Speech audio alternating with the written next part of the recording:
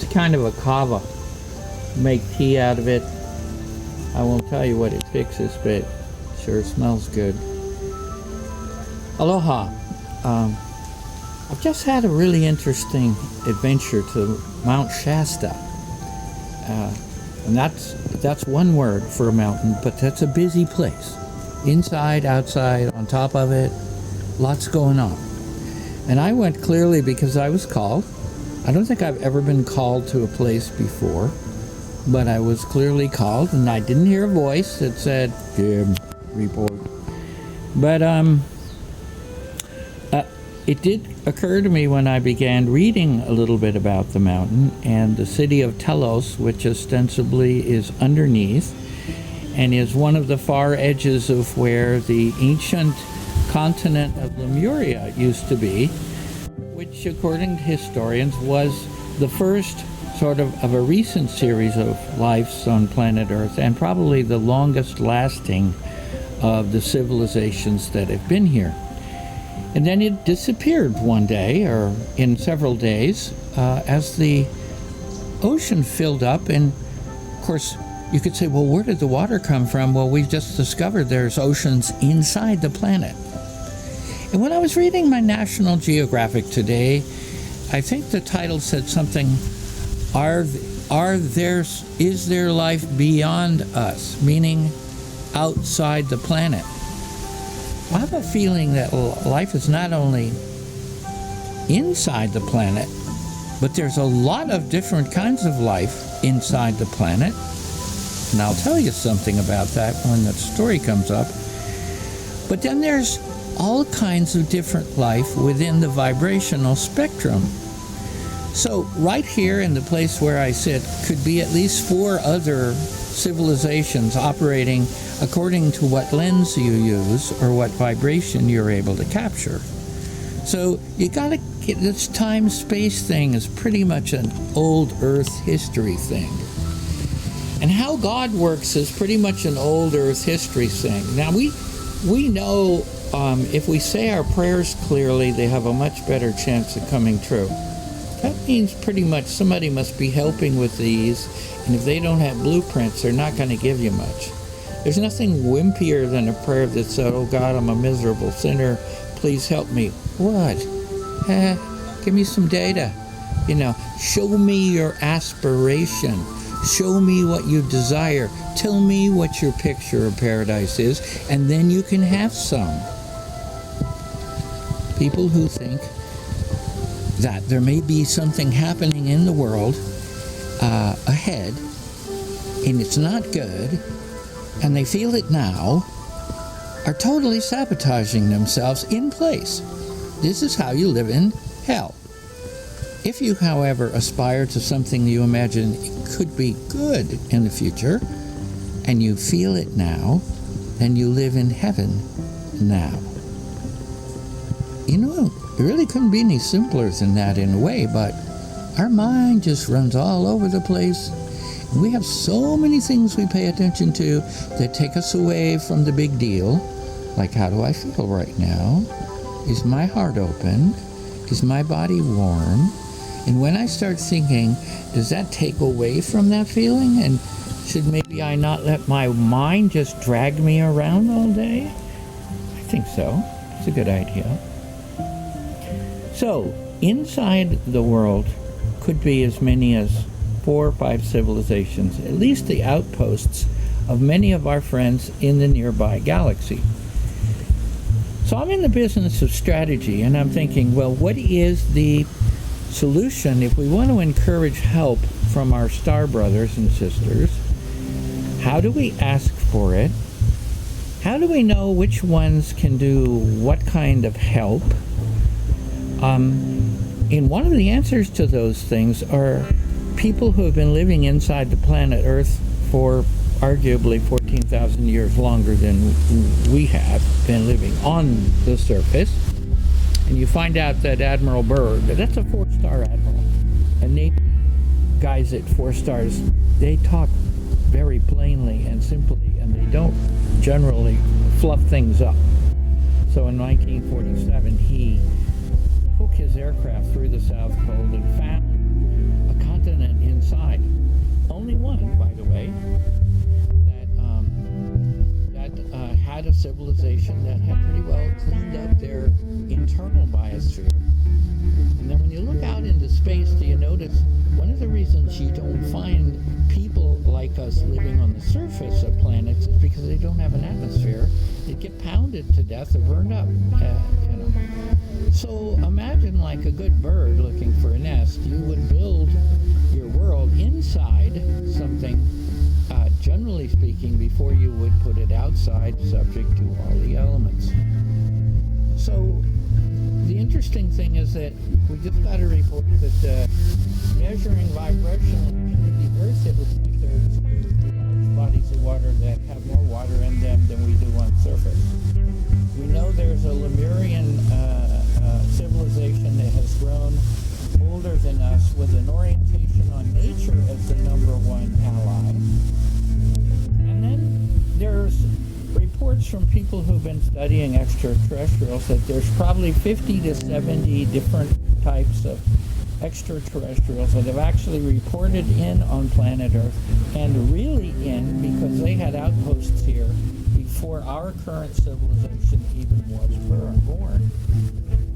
Then you dig in a little bit more. If you're reading all the text that comes from these different star systems and people who are sensitively channeling what they're saying, is they're saying we are part of a very large experiment where intelligent beings from all over this universe and maybe an adjacent universe, we're talking scale here, have sent people here like you and me right now who walked in through their moms, and we're here to experiment with how to bring a civilization to life and how to bring it to life so the life force remains in the people and the life force remains in the planet or the orb itself.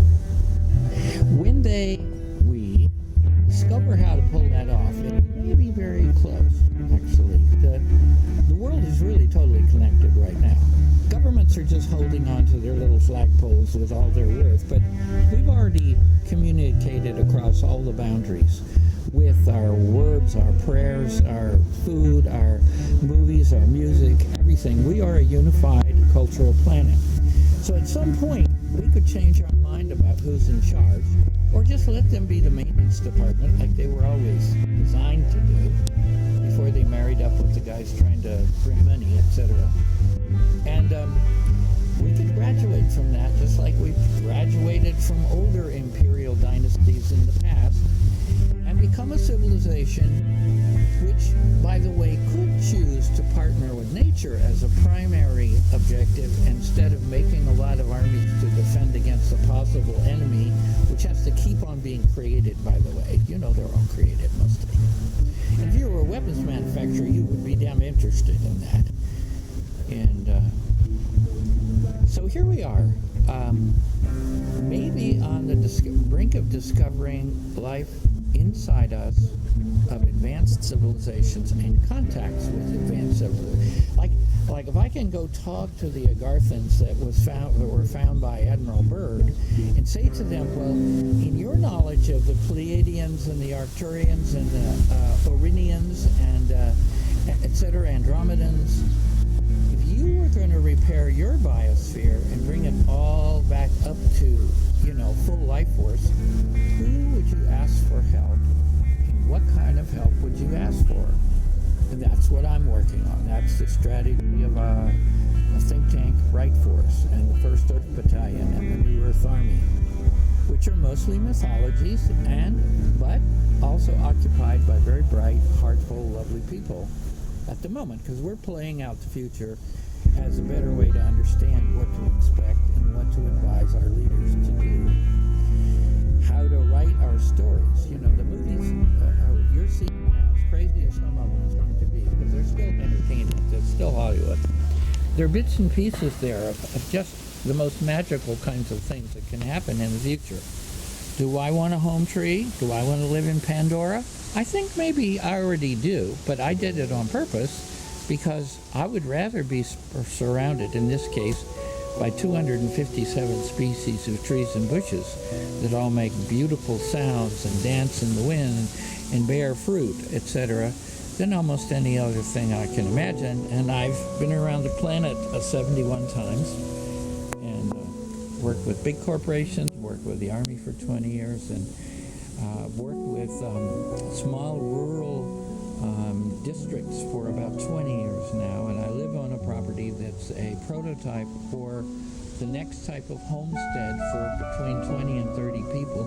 We used to call those hamlets, but where people are living in much smaller physical buildings and sharing much more intimately with each other and allowing nature to make contributions to our food and whatnot that we wouldn't have figured out all by ourselves, you know.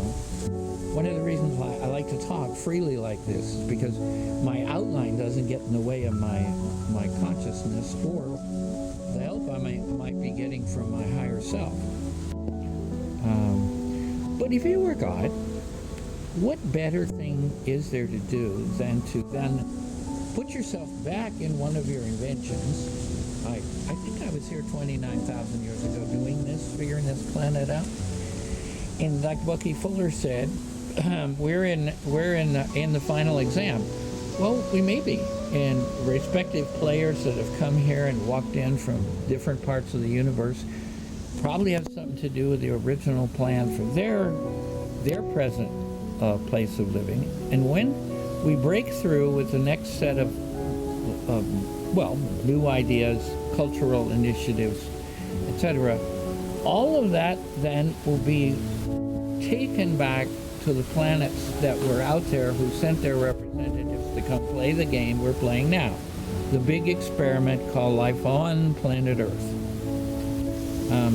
When I was in Shasta, the most impressive thing that happened to me was that I had my friend, Earth Battalion character in Bali's, gave me a text that a woman from Bali would be there at Shasta when I was there. So I met her, we had lunch, and she told me the story of what happened to her the day before. And this woman has been leading large groups of industrialists and other things. She's a seasoned spokesman and elder on planet Earth, and a woman. Yeah, good intuition. And all of a sudden, in her room in Mount Shasta town, came a column of violet light that walked itself into the room.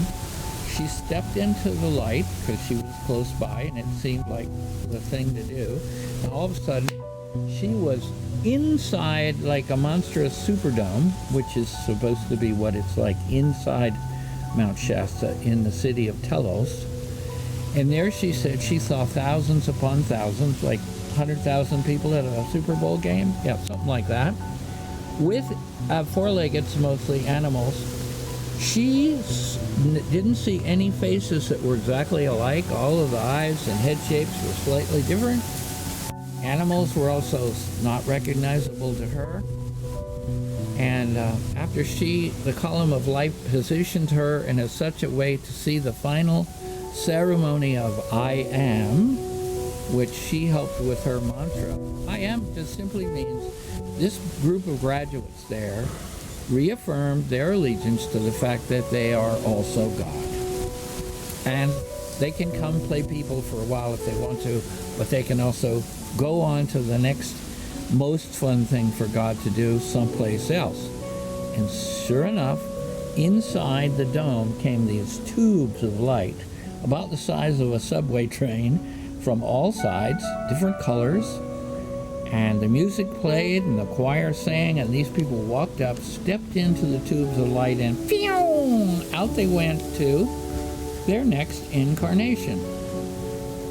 Talking to one of my most revered channels after that, I said, this sounds very much like the great central sun, which is the place inside our galaxy where I think the creator people spend most of their time, and you'll go sometime in your life too, probably lifetimes, have a shipping terminal here, like a great airport, where they send people on to their next lives.